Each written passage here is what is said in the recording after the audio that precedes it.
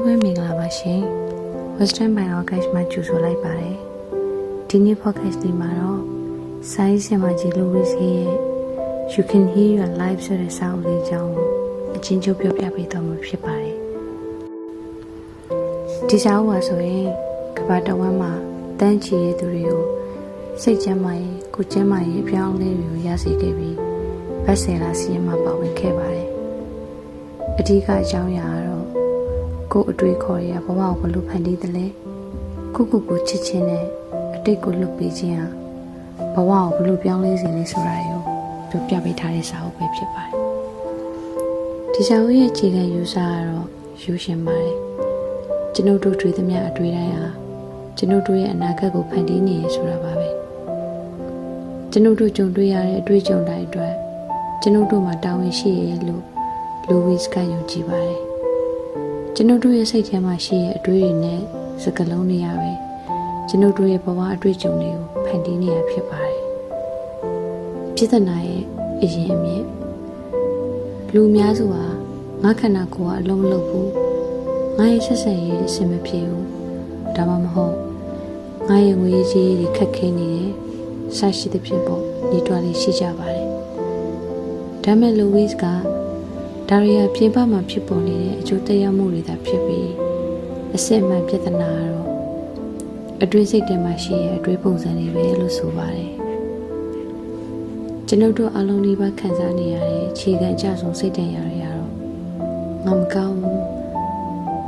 I'm not good enough ဆိုတဲ့အတွေ့တွေပဲဖြစ်ပါတယ်ဒီလိုအတွေ့မျိုးကကျွန်ုပ်တို့ကိုမိုးတီးခြင်းနဲ့အပြစ်ရှိတဲ့လူခံစားရခြင်းတွေကိုခေါ်ဆောင်သွားပြီးဘဝကိုအဆင်မပြေဖြစ်စေတာပါဒီအတွေ့တွေဘယ်ရလာသလဲကျွန်တော်တို့ဟာငယ်စဉ်ကလေးဘဝမှာပတ်ဝန်းကျင်ရလူရှိရစီကနေဘဝအမြင်တွေကိုသိယူခဲ့ကြရတာပါအကယ်၍သင်ကစိတ်မပျော်ရွှင်ရတဲ့သူတွေကြောက်ရွံ့နေတဲ့သူတွေကြားထဲမှာကြီးပြင်းလာခဲ့ရင်သင်ဟာကိုနဲ့ကဘာကြီးပေါ်အဆိုးမြင်စိတ်တွေရှိလာနိုင်ပါတယ်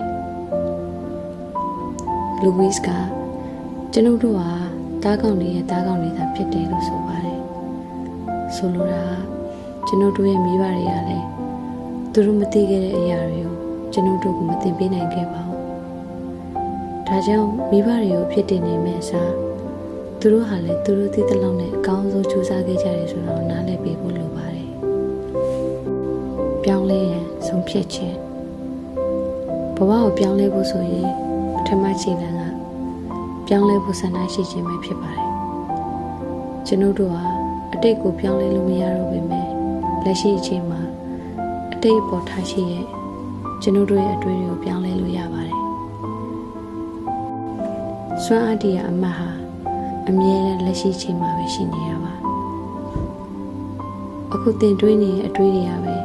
သင်ရဲ့မနှက်ဖြန်နောက်ဘက်နဲ့နောက်နှစ်တွေကိုဖန်တီးပေးမှဖြစ်ပါတယ်လက်တွေ့လှုပ်ဆောင်ရမယ့်နည်းလမ်းများစာအုပ်ထဲမှာ Louise ကအထူးရောက်ဆုံးနည်းလမ်းတစ်ခုအကြံပြုထားပါတယ်မှန်ကြည့်လေ့ကျင့်ခံမှန်တဲ့ကိုစိုက်ကြည့်ပြီးမင်းကငါချစ်တယ်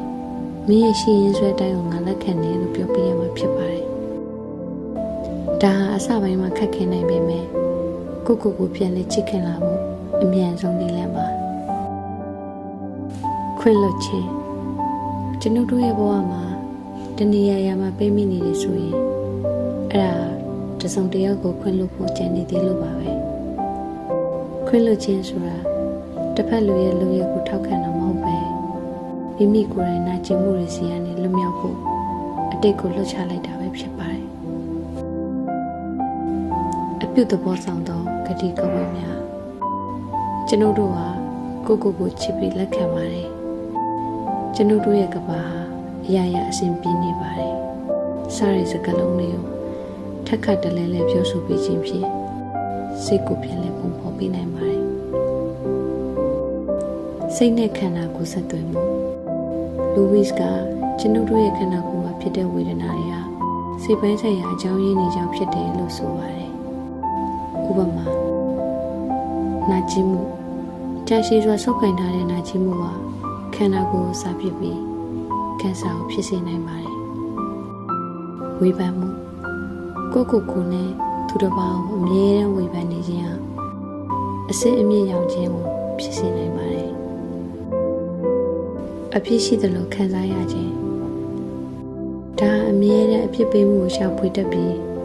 နာကျင်မှုကိုဖြစ်စေပါတယ်ကြောက်ရွံ့မှုတင်းမာမှုတွေကနေတဆင့်ထိပ်ပြောင်ခြင်းအစာအိမ်နာခြင်းတွေဖြစ်စေနိုင်ပါတယ်